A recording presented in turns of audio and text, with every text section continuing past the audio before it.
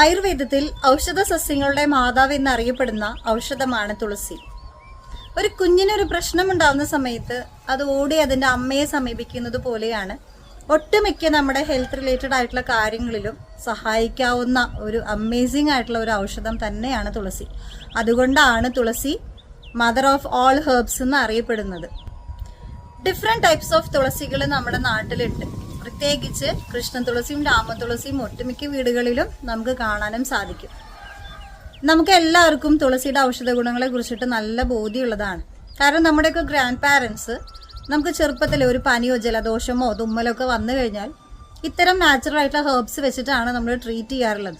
അതുപോലെ തന്നെ എന്തെങ്കിലും പ്രാണി കടിച്ചാലും ഒക്കെ വിഷം കളയാനൊക്കെ ആയിട്ട് നമ്മുടെ തുളസി അരച്ചിടുന്ന ഒരു പതിവൊക്കെ ഉണ്ടായിരുന്നു.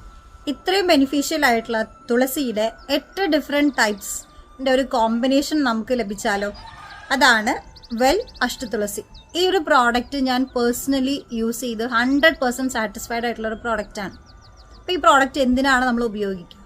സീസണലി നമുക്ക് സംഭവിക്കുന്ന ഈ സീസണൽ ചേഞ്ചിൻ്റെ ഭാഗമായിട്ട് നമുക്ക് സംഭവിക്കുന്ന ഫ്ലൂ, തലവേദന, ജലദോഷം, പനി, തുമ്മൽ, മൂക്കൊലിപ്പ് ഇത്തരം പ്രശ്നങ്ങളിൽ നിന്ന് നമ്മളെ പ്രിവെൻറ്റ് ചെയ്യാനും ഇതൊരു ബെസ്റ്റ് ഇമ്മ്യൂണിറ്റി ബൂസ്റ്റർ ആയിട്ട് പ്രവർത്തിക്കുന്നു. അതുപോലെ തന്നെ ഇതൊരു anti bacterial anti viral property ഉള്ളതും കൂടിയാണ്. ഈ പ്രോഡക്റ്റ് ഉപയോഗിക്കുന്ന രീതി ചെറിയ ചൂടുള്ള വെള്ളത്തിലോ അല്ലെങ്കിൽ ചായയിലോ 4 മുതൽ 6 ഡ്രോപ്പ് വരെ നമ്മൾ ആഡ് ചെയ്യുന്നു.